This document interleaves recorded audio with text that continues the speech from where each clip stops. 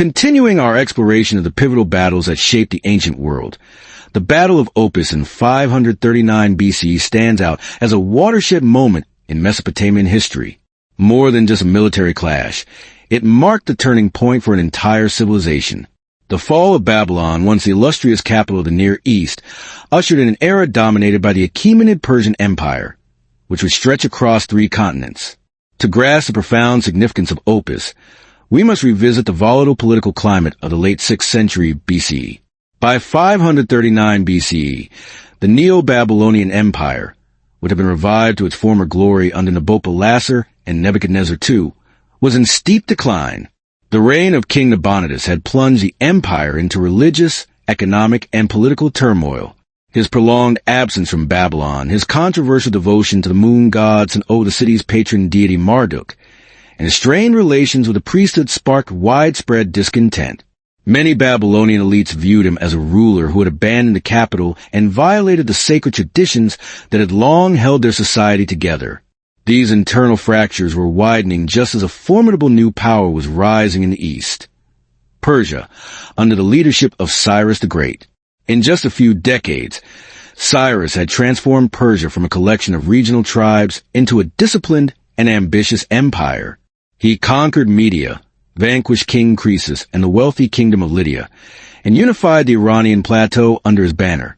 His military genius stemmed not only from his battlefield tactics, but also from his ability to forge alliances with former enemies and integrate conquered peoples into his growing empire. By the time he turned his gaze westward toward Babylon, Cyrus was already seen throughout the region as an unstoppable force. Babylon, however, still held immense symbolic and strategic importance.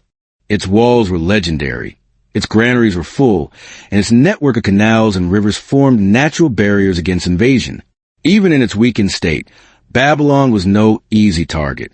To reach it, Cyrus needed to break through the defensive line of cities along the Tigris River, with Opis being the most critical point. Situated north of Babylon, Opis served as both a strategic checkpoint and an economic lifeline, controlling access to the road system that connected the heart of Mesopotamia to the Iranian highlands. Thus, Opis was destined to be the site of the first and decisive confrontation. Aware of the impending danger, the Babylonians gathered their forces at Opis, though forces might be an overstatement. Much of Babylon's professional army had been scattered across distant provinces, and the troops available in 539 BCE were a mix of conscripts, aging veterans, and local garrisons. Their unity was fragile, their morale was low, and their leadership was deeply unpopular.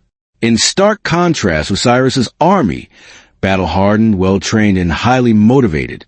For years, they had fought continuously across the east, developing a level of discipline and cohesion unmatched in the region. Cyrus's forces approached Opis through carefully planned maneuvers. His infantry, armed with long spears and wicker shields, formed the backbone of his formations. His archers and slingers, renowned for their rapid and deadly volleys, softened the enemy from afar. Most decisive, however, was the Persian cavalry, swift, maneuverable, and capable of striking where the enemy least expected. Against this modernized army, the Babylonians relied heavily on traditional heavy infantry formations, which were slower and far less adaptable to Cyrus's tactical innovations. As Cyrus closed in on Opis, tension mounted among the inhabitants. Some hoped that Babylon's ancient prestige would protect them, while others feared that this was the beginning of the end. The chronicles inscribed on clay tablets later recovered from the region hint at the anxiety that gripped the population. The priests of Marduk, long angered by Nabonidus's religious reforms, were rumored to be quietly sympathetic to Cyrus, believing that he would restore traditional worship.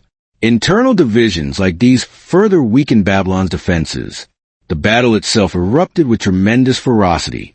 Persian forces advanced in coordinated waves, their archers driving back Babylonian skirmishers. When the infantry lines clashed, Cyrus's disciplined formations quickly gained the upper hand. The Babylonians fought bravely, but without unified command or strategic reserves, their defenses began to crumble. The Persian cavalry exploited openings, cutting down retreating units, and preventing any attempt at regrouping. Contemporary sources suggest that the fighting at Opis was intense and chaotic, resulting in heavy losses for the Babylonian army. Opis fell soon after. What followed was described in ancient records as a massacre, one of the rare instances where Cyrus, typically depicted as a benevolent conqueror, responded with severe punishment. Historians interpret this as a calculated move. Opis had resisted fiercely, and its destruction served as a warning to the remaining Babylonian cities not to oppose Persia's advance. The collapse of Opis shattered Babylon's northern defense line. With morale broken and no significant armies left to oppose him, Cyrus was able to march south almost unchallenged. The capture of Opis thus represented far more than a tactical victory. It dismantled the defensive structure of the Babylonian Empire and signaled the impending end of a political order that had dominated Mesopotamia for centuries. Cities along the Tigris and Euphrates surrendered without resistance, preferring submission over destruction. And while Babylon itself remained standing, for the moment, the fall of Opis ensured that its fate was sealed. But more profoundly, Opis symbolized a shift in civilizational leadership. Babylon, the cradle of writing, law, astronomy, and monumental architecture, had been the intellectual heart of the ancient Near East. With its decline came the rise of Persia, a new empire that would blend its own traditions with the heritage of the lands it conquered. Cyrus would introduce a model of governance based on tolerance, administrative efficiency, and respect for cultural diversity, shaping the political philosophy of empires for generations. The capture of Opis opened a gateway to this new world. Our deep look into Battle of Opis now shifts from the political background to the internal mechanics, the military structures, logistical preparations, and strategic thinking that shaped the confrontation long before the first spear was thrown. The fall of Opis was not a matter of chance. It was a result of two radically different systems colliding, one revitalized by ambition and innovation, the other suffering from fatigue, fragmentation, and profound crisis of leadership. To understand why Cyrus's forces achieved such overwhelming success, we must examine the Persian military machine that he had transformed. Unlike the older Near Eastern armies, which depended on rigid formations and limited mobility, Cyrus built a force that emphasized speed, flexibility, and communication. His army was an enormous composite of Persians, Medes, Elamites, and other peoples absorbed during his expansion, but instead of fragmenting under diversity, they operated under a unified command structure. Cyrus understood that an empire could not be built on brute force alone. It needed a military that could adapt instantly to any terrain, climate, or enemy tactic. The Persian infantry formed the core of this structure. Light infantry troops, a mix of spearmen, archers, and slingers, offered Cyrus the ability to respond dynamically to battlefield shifts. The archers, renowned for their rapid volleys, softened enemy formations long before close combat began. Behind them stood the Medes, equipped with larger shields and heavier armor, ready to stabilize the line.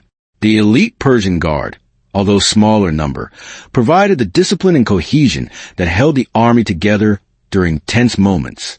Complementing the infantry was the Persian cavalry, perhaps the most decisive component of Cyrus's war engine. These riders were not merely auxiliary units. They were shock troops capable of turning battles through swift flanking maneuvers. Their horses were bred for endurance, allowing long-distance campaigns across mountains and desert plains alike. Cavalry units fought with javelins, spears, and composite bows, enabling both range harassment and devastating charges. Cyrus's cavalry was a hammer with which he crushed enemy morale, especially against slower, less coordinated opponents. The Babylonians, by contrast, relied on an older model of warfare that had served them well in previous decades, but was increasingly outdated. Their infantry was heavily composed of conscripts, city levies, and men drawn from provincial garrisons. Many soldiers were farmers or craftsmen who had received only minimal training. Their equipment, bronze or iron helmets, large rectangular shields, and short spears, was functional but lacked the adaptability that Persian forces possessed. Babylonian formations were rigid and slow to reposition, making them highly vulnerable to Cyrus's fluid tactics. Moreover, Babylon's military had long depended on its formidable fortification system to deter invaders. Massive walls, deep canals, and guarded access points along the Tigris and Euphrates rivers made a direct assault almost unthinkable. But fortified cities required well-organized field armies to protect them, and by 539 BCE, these armies were shadows of their former strength. Years of political instability under Nabonidus had disrupted recruitment and training. Resources that should have strengthened the military were spent instead on building and restoring temples to Sin, the moon god, a decision that further alienated the powerful Marduk priesthood. This internal disunity had a direct impact on the army's morale. Soldiers who did not trust their king were less willing to stand their ground in desperate battles. Rumors spread that the gods themselves had withdrawn their favor from Nabonidus, especially since he had abandoned Babylon for a decade, leaving his son Belshazzar to rule in his place. While the historicity of Belshazzar's role remains debated, ancient inscriptions confirm that the empire's military leadership lacked cohesion at a crucial moment. In the days leading up to the battle, Cyrus carefully positioned his forces along the Tigris, probing Babylonian defenses and studying river currents, crossing points, and terrain advantages. He was not a reckless conqueror. Every movement was calculated. His engineers, whose expertise later enabled the famous diversion of the Euphrates, worked tirelessly to map the waterways around Opis. They identified areas where the ground was firm enough for cavalry maneuvers, as well as patches of soft terrain where Babylonian infantry might struggle. Babylonian commanders, for their part, assembled their forces near Opis in a final attempt to halt the Persian advance. Their strategic position was not without merit. Opis controlled a major crossing on the Tigris, and the surrounding terrain was dotted with canals that could be used offensively. If the Babylonians could hold this line, they would protect the northern approaches to Babylon and buy time to rally reinforcements from nearby cities. But the Persians had an advantage that the Babylonians sorely lacked: unified leadership. Cyrus's generals operated with a clarity of purpose, each understanding his role in the coming battle. The Babylonians, however, struggled with conflicting orders and a lack of coordination. Chroniclers hinted that certain commanders doubted the king's decisions but feared speaking openly. In a rigid hierarchical system where dissent was seen as betrayal, hesitation and confusion often arose at the worst moments. Logistically, the Persians also outmatched their adversaries. Cyrus established an efficient supply chain supported by median pack animals, trained engineers, and craftsmen who could repair equipment on the march. The army fed itself through a mix of local procurement and organized distribution from mobile storage caravans. Babylonian forces, however, were stretched thin. Their supply lines were tied to fixed depots along the river system, and disruptions quickly caused shortages in food, arrows, and medical materials. As these preparations unfolded, tension within Opis itself grew. Merchants whispered anxiously in the marketplaces. Families sought safety behind the city's walls, and local officials debated whether resistance was wise or doomed. While Babylonian propaganda insisted that the empire could repel the Persians, many civilians feared otherwise. The rapid fall of northern cities had shaken confidence, and refugees brought grim news of Persian victories. On the Persian side, morale was high. Cyrus had cultivated an image of a liberator, promising fair treatment to lands that surrendered peacefully. Tales of his just rule in Media and Lydia spread quickly, reaching even the streets of Opis. Some communities hoped that surrender might spare them the horrors of war. Meanwhile, Persian soldiers were motivated not only by loyalty to Cyrus, but also by the prospect of glory in the greatest campaign of their era. By late summer of 539 BCE, the stage was set. Both armies stood poised near Opis, the Tigris glimmering beside them, the fate of Babylon hanging in the balance. Cyrus had completed his reconnaissance, positioned his forces advantageously, and prepared for a decisive blow. The Babylonians, weak and yet determined, braced themselves behind their traditional formations. Now to the heart of the story. The Battle of Opis itself, a clash that unfolded with speed, ferocity, and devastating consequences. The days of tense preparation were over. Cyrus the Great had finalized his strategic positioning, and the Babylonians, though disunited, had committed their forces to a last attempt at resisting the Persian advance. What followed was not merely a confrontation between two armies. It was a violent collapse of an old-world order. At dawn on the day of battle, the Tigris River reflected a muted gray sky. Mist drifted above the water, cloaking the movement of the early arriving troops. Cyrus deployed his forces before sunrise, a tactic he often used to unsettle his enemies. The main Persian infantry formed the first line, spear bearers on the flanks and archers toward the center. Behind them, the median heavy infantry took position, ready to reinforce the main line. The cavalry, Cyrus's most dangerous asset, was divided into two wings, each prepared to sweep around the Babylonian formations at the right moment. The Babylonians positioned their army differently. Their center consisted of heavily shielded infantry, arranged in tight, traditional blocks meant to absorb frontal assaults. On their flanks stood auxiliary units from various provinces, some better trained than others. Their chariots, once a symbol of Mesopotamian battlefield prestige, were placed at the front but had become largely obsolete, unable to compete with Persian cavalry or withstand a hail of arrows. Still, the commanders hoped the chariots' presence would intimidate the enemy and inspire their own troops. The battle began with a signal horn from the Persian side. Immediately, waves of archers stepped forward and launched the first volleys. Their arrows rained down on the Babylonian front ranks, forcing shields upward and disrupting formation cohesion. The Babylonians responded with their own missile troops, but their archers were fewer in number and poorly coordinated. Many Babylonian arrows fell short, while Persian volleys continued with relentless precision. Seeing the enemy weaken under arrow fire, Cyrus ordered his light infantry to advance. They surged ahead in organized ranks, meeting the Babylonian front line with spears extended. The clash was brutal. Bronze shields slammed together. Spears shattered, and men fought at close range under a storm of arrows still whistling overhead. For a moment, the Babylonians held firm, their heavy shields giving them an advantage in direct combat. But the Persians had no intention of fighting a prolonged push-and-hold battle. Cyrus signaled his right-wing cavalry to move. Swift and disciplined, they galloped around the Babylonian left flank, exploiting a gap created earlier when several units had shifted to support the center. The Babylonians saw the maneuver too late. Their auxiliaries attempted to reposition, but the Persian riders crashed into them before they could form a defensive line. Spears thrust forward, cutting down soldiers as panic spread. Dust clouds rose from the battlefield as horses trampled the fleeing troops. At the same time, Cyrus launched his left-wing cavalry toward the opposite flank. The maneuver mirrored the first, squeezing the Babylonian forces from both sides. Surrounded and assaulted from multiple directions, the Babylonian infantry struggled to maintain cohesion. Loud cries echoed across the field as men realized they were being encircled. Chariots attempted a desperate countercharge, but were quickly neutralized. Horses panicked under arrow fire, and the charioteers were easy targets for Persian javelins. The battle rapidly shifted from a contest of strength to a rout. Babylonian commanders shouted orders, but their voices were swallowed in chaos. Soldiers tried to fall back toward Opis, but Persian cavalry intercepted them, cutting off escape routes. Dust thickened in the air, mingling with the smell of sweat, iron, and blood.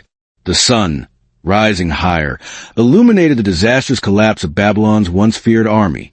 One of the most decisive moments came when the median heavy infantry advanced into the weakened Babylonian center. Their disciplined formation drove deep into enemy ranks, tearing the center apart. Babylonian banners fell one after another. Without a stable center or functional flanks, the entire formation disintegrated. Some units surrendered on the field. Others attempted to throw down their weapons and flee into the marshes near the Tigris. But the Persians offered no leniency at Opis. The Chronicle of Nabonidus, one of the few surviving contemporary sources, records that Cyrus's forces carried out a massacre in the aftermath. Whether this occurred during the battle or immediately after the Babylonians fled is unclear, but archaeological and textual evidence suggests widespread killings took place. This brutality, unusual for Cyrus's typically tolerant approach, likely served a strategic purpose. It intimidated neighboring cities and discouraged any further resistance on the road to Babylon. As the Babylonians collapsed, some tried to regroup at the riverbank, forming a defensive arc near one of the Tigris canals. They hoped the waterway would shield them from cavalry attacks. Cyrus, anticipating this, ordered his archers and slingers to target the clustered troops. Rain after rain of missiles fell upon them, thinning their numbers and breaking any remaining resolve. Soon, even this last pocket of resistance scattered. By midday, the battle was effectively decided. The field was littered with broken shields, bent spears, and fallen soldiers. Persian troops secured the area, collected weapons, rounded up captives, and extinguished fires from overturned chariots. Cyrus himself made a calculated tour of the battlefield, ensuring readiness for the next phase of the campaign. He knew that the fall of Opis meant Babylon was now defenseless, but he also understood the importance of maintaining momentum and preventing any regrouping of forces. The psychological impact of the defeat spread rapidly. Messengers from Opis, escaping through side routes, carried grim news southward. When nearby towns learned of the disaster, many surrendered preemptively, preferring the fate of tributaries over annihilation. In Babylon, panic grew among the elite. Nabonidus, already unpopular, faced increasing criticism from priests, governors, and military officers. His attempts to rally support were half-hearted and failed to unite the fractured empire. For the Persians, the victory at Opis was more than a battlefield triumph. It was symbolic proof that their new empire was destined to dominate the ancient Near East. The victory validated Cyrus's reforms, his military innovations, and his claim to legitimacy. His soldiers celebrated, not with reckless destruction, but with disciplined order, reflecting the ethos their king had instilled. As the sun set over Opis, the battlefield lay silent except for the movement of Persian burial crews and engineering teams preparing bridges, supply routes, and communication lines for the march south. The battle had ended in overwhelming victory, but the campaign was not yet finished. Babylon, the greatest city in the world, still lay ahead, its fate hanging in the balance. As the sun climbed higher above the plain surrounding Opis, the Babylonian defensive lines began to waver under relentless, multi-directional pressure of Cyrus's forces. What had begun as a rigid, carefully arranged formation in the early morning was now a battlefield of shifting lines, isolated pockets of resistance, desperate counterattacks, and an increasing sense of inevitability. Every soldier on both sides understood that the next few hours would decide the fate of Mesopotamia. Cyrus, observing from an elevated position, noticed something crucial. The Babylonian left flank, responsible for protecting the access route toward the Tigris crossings, was beginning to collapse. This weakness emerged partly because Persian archers had been concentrating their volleys on that section for nearly an hour, and partly because Gobrias's cavalry had performed a long, sweeping maneuver that threatened to encircle the Babylonian horsemen stationed there. The Babylonians, for the first time since dawn, showed signs of fragmentation. Recognizing this moment, Cyrus issued one of the most decisive commands of the entire campaign. He ordered the elite immortals to break from their central reserve position and drive directly into the weakening flank. The immortals moved with mechanical precision, shields aligned, spears extended, archers advancing in staggered waves. Their arrival did more than apply physical force. It shattered Babylonian morale.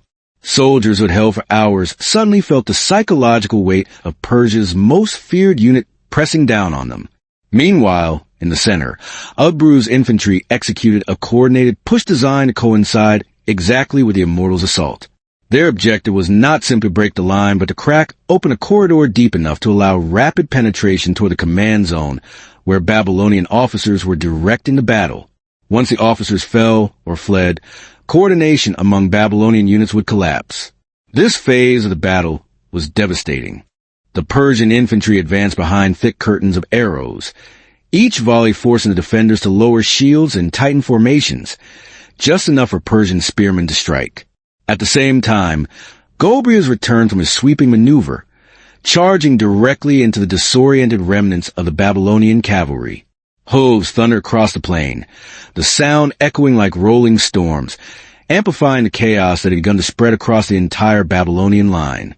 By midday, the battlefield at Opis no longer resembled a structured engagement. It was turning into a rout.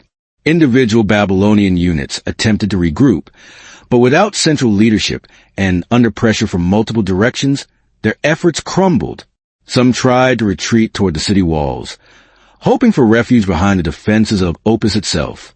Others attempted to escape south, but Persian cavalry intercepted them before they could reorganize.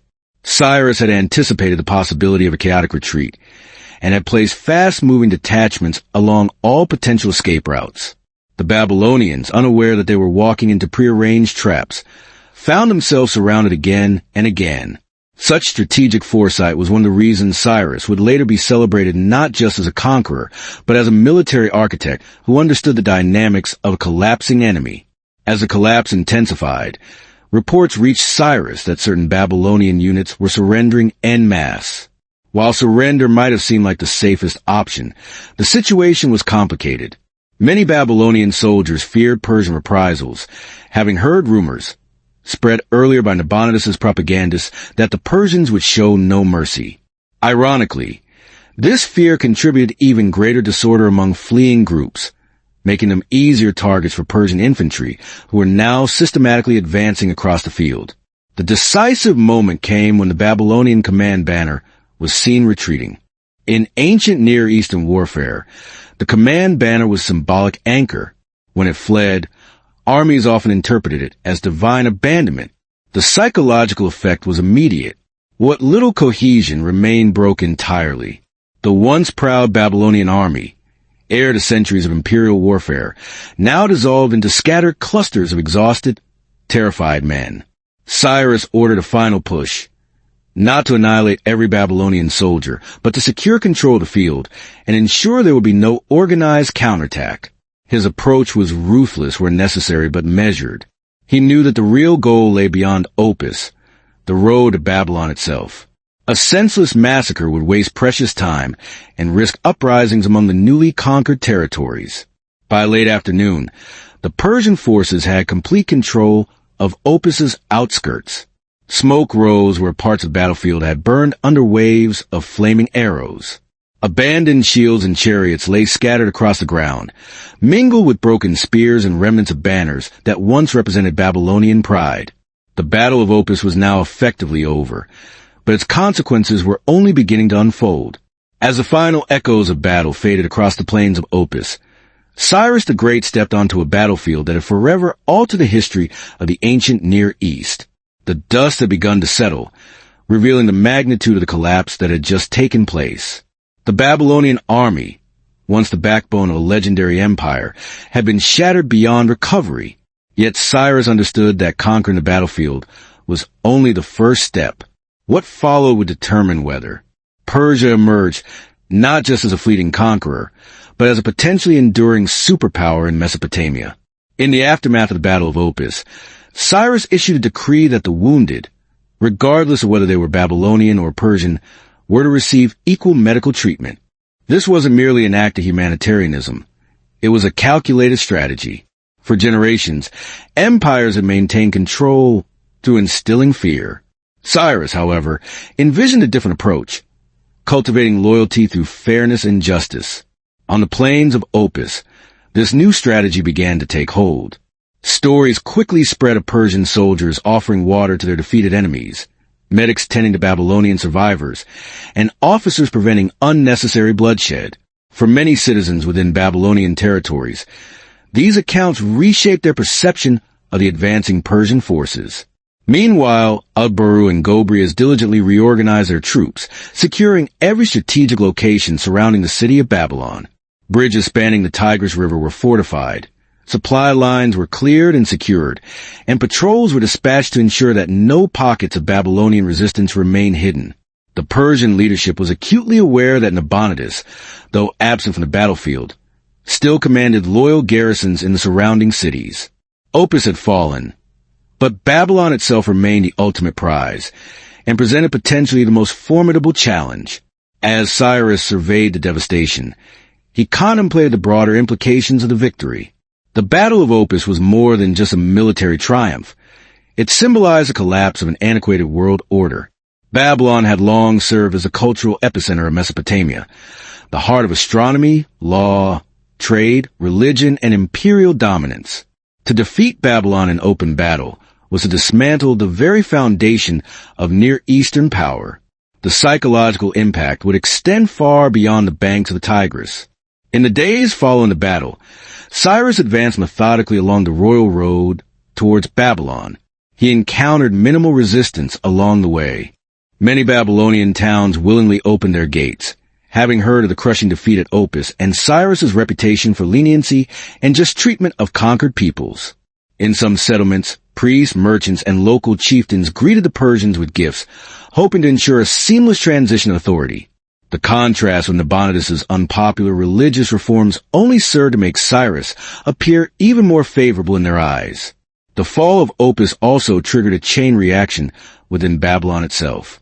Nabonidus, isolated and distrusted by his people, attempted to rally a final defense, but the morale of the city had been irreparably broken. Merchants feared the collapse of vital trade routes. Priests resented his neglect of Marduk's cult, and ordinary citizens were simply exhausted by years of misrule and hardship. Even the elite guard divisions, once the pride of Babylon, began to lose faith in their king's leadership. It became increasingly clear that a heroic last stand within the city walls would only lead to further devastation and ruin. At this critical moment, Cyrus received vital intelligence. Babylon's massive double walls, while formidable, possessed vulnerable maintenance points along the Euphrates River. Combined with the internal dissent within the city, these weaknesses presented opportunities to enter Babylon with minimal destruction. Cyrus, who always favored strategic precision over brute force, devised a plan that would soon become legendary. But before initiating the final march, he addressed his troops, underscoring the significance of their victory at Opis. He reminded them that they were not merely expanding Persian territory. They were reshaping the destiny of an entire region. The tone of his speech conveyed a clear message.